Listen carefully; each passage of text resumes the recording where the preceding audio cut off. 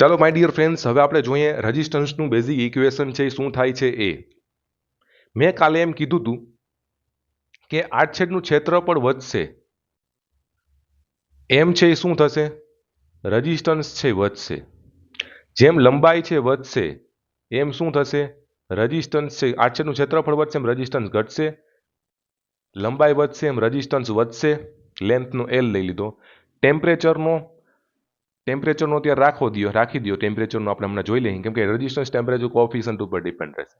અને મટીરિયલ ઉપર, તો મટીરિયલ માટે એક આવી જશે રેઝિસ્ટિવિટી. બરાબર, મટીરિયલ હતું ને છેલ્લું, મટીરિયલ માટે એક રેઝિસ્ટિવિટી આવી જશે. આ મટીરિયલ જે મટીરિયલ છે એના ઉપર ડિપેન્ડ કરશે. તો આ ત્રણ ફેક્ટર ઉપર છે આપણો ડિપેન્ડ છે એ કરતો હોય છે રેઝિસ્ટન્સ. હવે જો રેઝિસ્ટન્સ કેના ઉપર ડિપેન્ડ કરે છે, હું તમને એમ કહું, રેઝિસ્ટન્સ કેના ઉપર ડિપેન્ડ કરે છે. આનો મતલબ શું થાય? પ્રપોઝનાલિટી. આનો મતલબ શું થાય છે? કેના ઉપર ડિપેન્ડ કરે છે, કેના ઉપર આધાર રાખે છે. બરાબર, તો હવે આ રેઝિસ્ટન્સ છે કેના ઉપર આધાર રાખે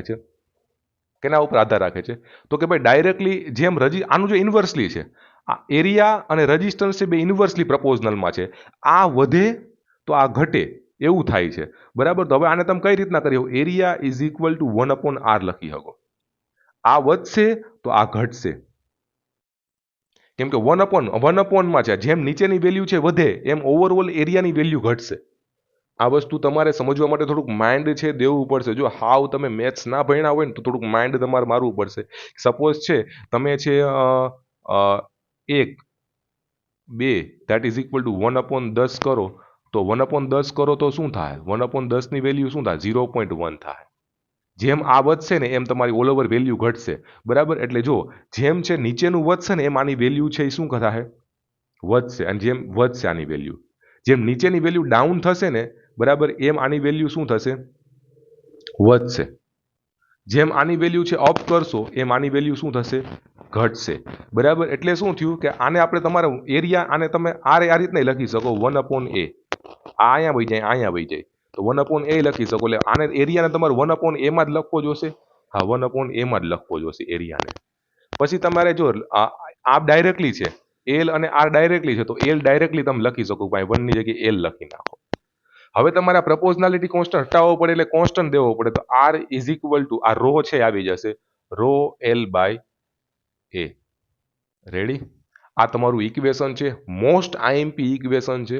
બરાબર, આનાથી ઘણા બધા એક્ઝામ્પલ જે પૂછાય છે ડાયરેક્ટલી એમસીક્યુમાં આવી જાય છે. આઈએમપી ઇક્વેશન મેં કઈ રીતના આવ્યું એમાં તમને કીધું. આઈએમપી ઇક્વેશન છે, આઈએમપી ફોર્મ્યુલા છે, આઈએમપી સૂત્ર છે આ. બરોબર, આર છે રેઝિસ્ટન્સ છે, રો છે રેઝિસ્ટિવિટી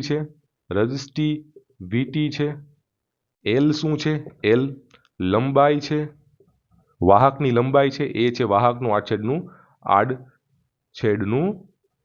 ક્ષેત્રફળ છે. એટલી વસ્તુ અહીંયા સુધી કમ્પ્લીટ તમારે થઈ ગઈ હશે. બરાબર, હવે હું બેઝિકલી તમને એમ કહીશ કે ભાઈ રેઝિસ્ટિવિટી શું છે ભાઈ? બધુંય તમને આવડે છે, પણ રેઝિસ્ટિવિટી શું છે? આનો એકમ શું થશે ભાઈ? આનો એકમ ઓહમ થશે. શું થશે? ઓહમ. રેઝિસ્ટન્સનો એકમ ઓહમ થશે. હવે આપણે સમજવી છે રેઝિસ્ટિવિટી શું છે ભાઈ. રેઝિસ્ટન્સ એટલે ખબર છે, લંબાઈ ખબર છે, આડછેદનું ક્ષેત્રફળ શું છે. રેઝિસ્ટિવિટી એટલે મટીરિયલ ઉપર ડિપેન્ડ કરે છે. તો રેઝિસ્ટિવિટી શું છે ને એ આપણે સમજીએ કે રેઝિસ્ટિવિટી શું છે.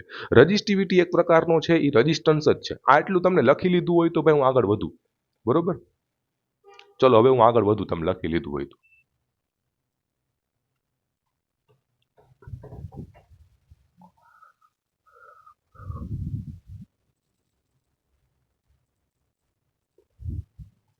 ચલો હવે છે રેઝિસ્ટિવિટી આપણે જોઈએ કે રેઝિસ્ટિવિટી શું છે. ચાલો રેઝિસ્ટિવિટી આપણે આગલા લેક્ચરમાં જોઈએ, કેમ કે બહુ લેક્ચર આપણે મોટા નથી કરવા, હાવ નાના લેક્ચર તમને મજા આવે. બરોબર,